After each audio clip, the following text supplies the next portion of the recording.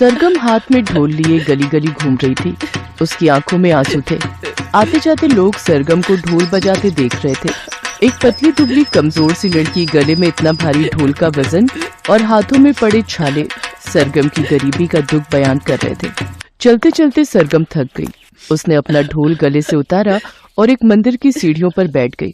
सरगम की आंखों में आंसू थे। रोते रोते वो पिछली कुछ बातें याद करने लगी। क्या हुआ माँ, बार बार दरवाजे पर जाकर क्यों खड़ी हो रही हो? सरगम, तेरे बापू अभी तक नहीं आए। 10 बजने को आ रहे हैं। बोला था ढोल बजाने मत जाओ। तबीयत पहले ही ठीक नहीं थी। डोली तो घर में सुबह सुबह आ गई होगी। हद से हद 10 बजे तक आ जाते हैं, अब तो 12 बजने को आए।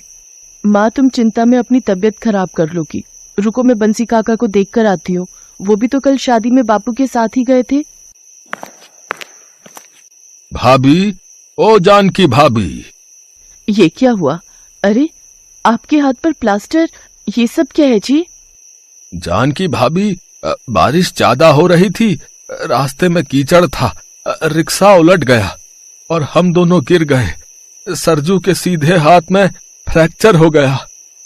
पता नहीं ये विपदा मेरे ऊपर ही आनी थी। शादियों का सीजन चल रहा है। बैठे बिठाए मेरे चोट आ गई। अब क्या होगा? बंसी भैया, आराम से इन्हें पलंग पर लिटा दो। बापू, आप काम के बारे में बाद में सोचना, पहले अपनी तबीयत तो देखो, कितनी चोट आई है। बैठे बिठाए सरगम के पिता सरजू के ऊपर मुसीबतों का पहाड़ टूट पड़ा। उसके हाथ में फ्रैक्चर हो गया। अब वो कई दिनों तक ढोल नहीं बजा सकता था। बंसी काका, अगर मैं ढोल बजाऊं, क्योंकि बापू ने मुझे ढोल बजाना सिखा रखा है, तो क्या मुझे आपके ग्रुप में काम मिल जाएगा? आप एक बार अपने मालिक से कहकर देखो। मेरी बच्ची इस घर के लिए कितना सोच रही है। सरगम बिटिया, रहने दे, तू परेशान हो जाएगी। बिटिया, मैं एक बार तुझे मालिक से मिलवा देता हूँ। बाकी मैं कुछ कह नहीं सकता कि वो तुझे काम देंगे या नहीं।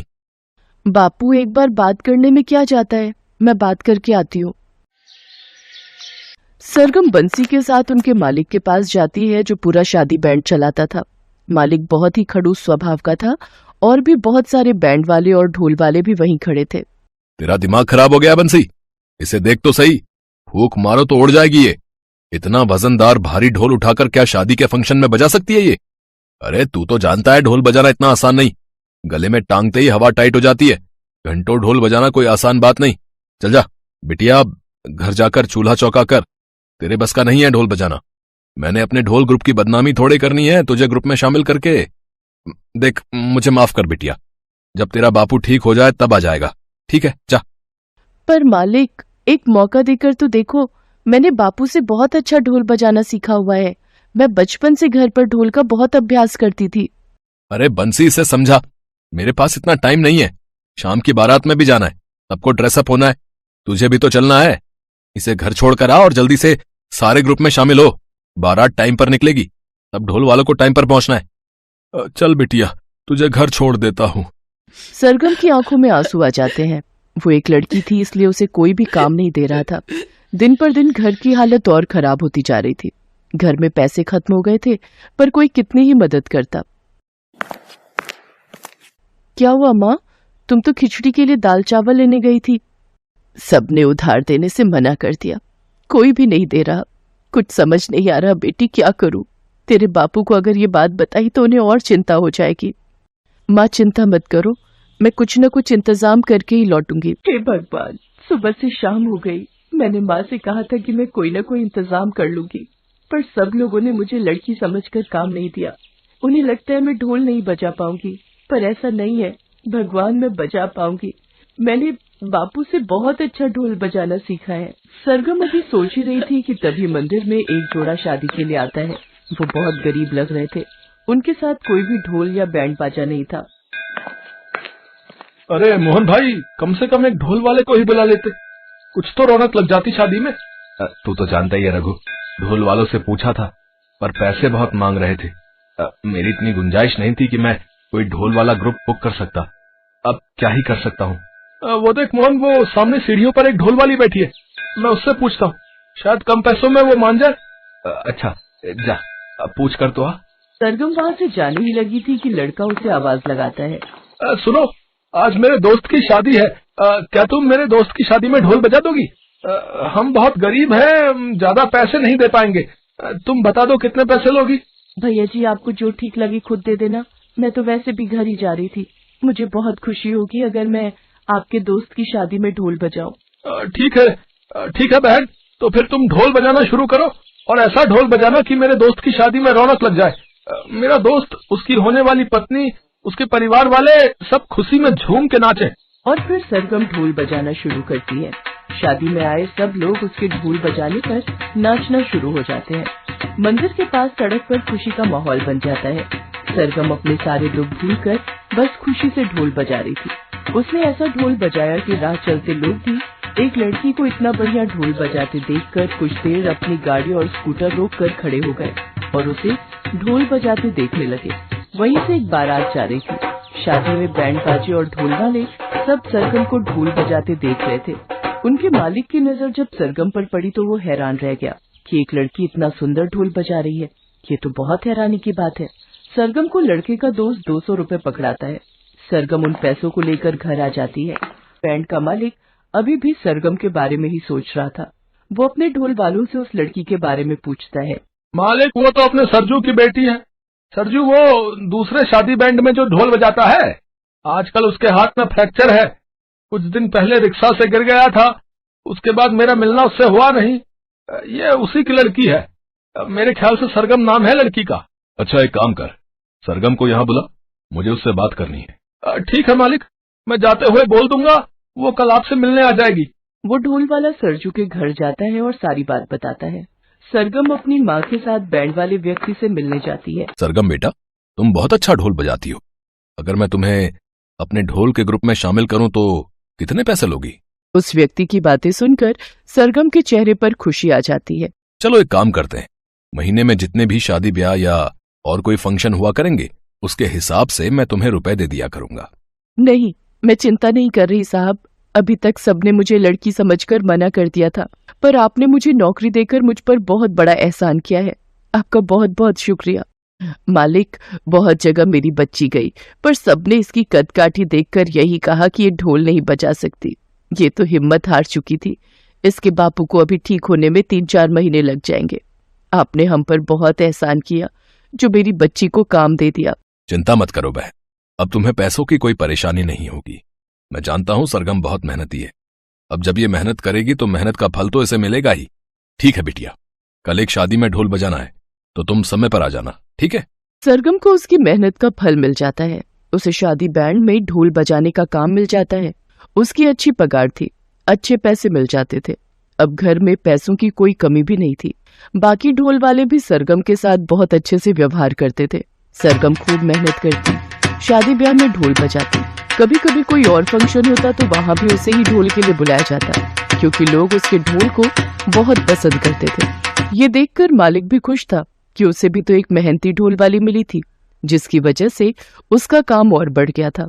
सरजू भी अपनी बेटी की मेहनत देखकर बहुत खुश था। सरगम ने अपनी मेहनत से कमाल कर दिया। उसने बेटा और बेटी दोनों में फर्क की गुंजाइश ही नहीं छोड़ी। भयंकर गर्मी और तपती दोपहर में महेश कई दिनों से मजदूरी का काम कर रहा था। अचानक एक दिन, अरे भाइयों, देखो महेश चक्कर खाकर गिर गया है। इसे उठाओ और छांव में ले चलो। हम सबकी गलती है जो हमने इस सेठ का काम पकड़ लिया।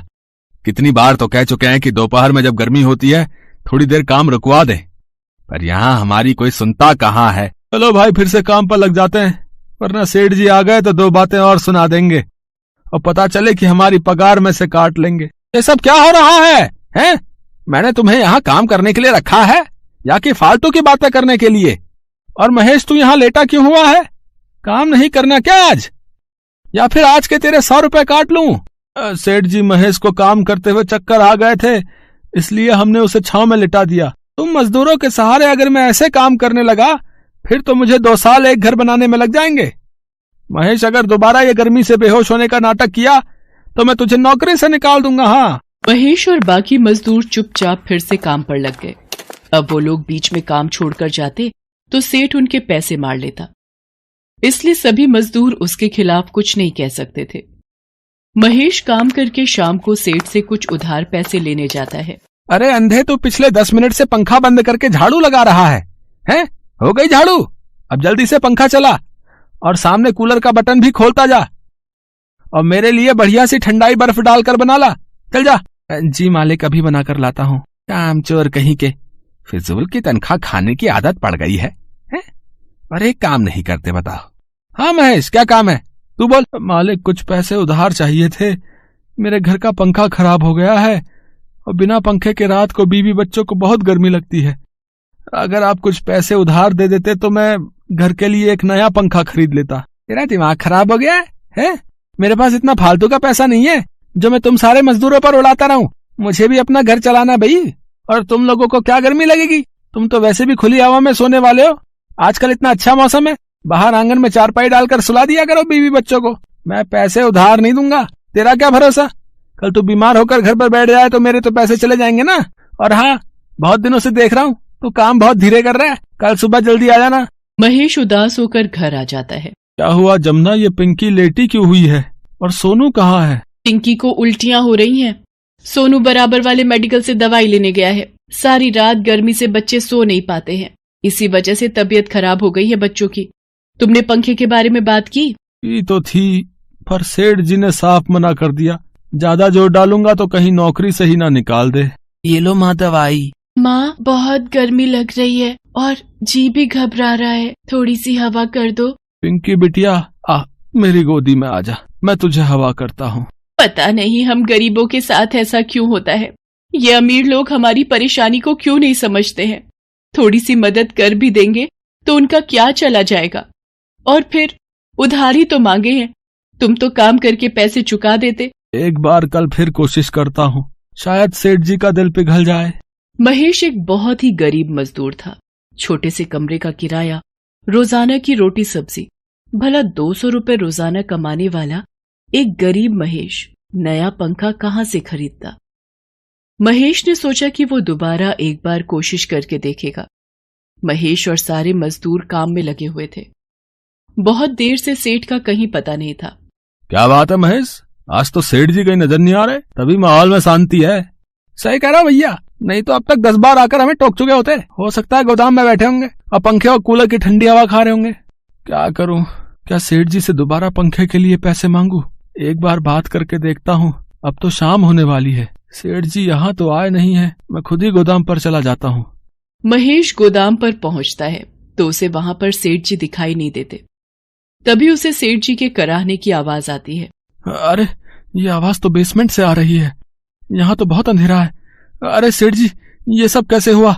आप यहाँ बेसमेंट में? महेश किसी तरह सीढ़ियों से सेठ जी को ऊपर लेकर आता है और सारे मजदूरों को बुला लेता है। तुम लोग यहीं सेठ जी के पास रुको, मैं किसी डॉक्टर को बुला कर लाता हूँ। महेश, सेठ जी ने हम सबके साथ इतना बुरा सलूक किया है, अब हम क्यों डॉक्टर को बुला कर लाए भाई? हैं? हमें क्या पड़ी है, हम भी घर चलते हैं, बोल देंगे कि हमें पता ही नहीं चला। किशोर, ये तुम कैसी घटिया बातें कर रहे हो? तुम्हें पता भी है इस वक्त सेठ जी की हालत कितनी खराब हो रही है? अगर तुम में से कोई नहीं यहाँ रुकेगा तो मत रुके, मैं सेठ जी को डॉक्टर के पास खुद ही ले जाता हूँ। हमें माफ कर दो महेश, हमसे गलती हो गई, तुम डॉक्टर को बुला लो, तब तक हम सेठ जी का ध्यान रखेंगे। महेश डॉक्टर को बुला लाता है। तब तक सेठानी भी खबर सुनकर वहां पहुंच जाती है। सेठ जी बीपी के मरीज हैं, गर्मी की वजह से इन्हें घबराहट हो गई थी। अगर कुछ देर और ये बेसमेंट में रहते तो इनकी जान भी जा सकती थी। महेश, तुमने आज सेठ जी की जान बचाकर हमारे ऊपर बहुत बड़ा एहसान किया है। तुम ठीक कह रही हो कल्याणी, मैंने हमेशा इन सब मजदूरों के साथ इतना गलत किया। मैं इनकी परेशानी को कभी समझ नहीं पाया। महेश, मैं तो नाम का अमीर हूं, पर तुम तो दिल से अमीर हो, ये मुझे आज पता चल गया। मुझे माफ कर दो। उस दिन से सेठ ने अपना व्यवहार बदल लिया। उसने महेश के साथ साथ सभी मजदूरों को एक एक पंखा उपहार में दिया।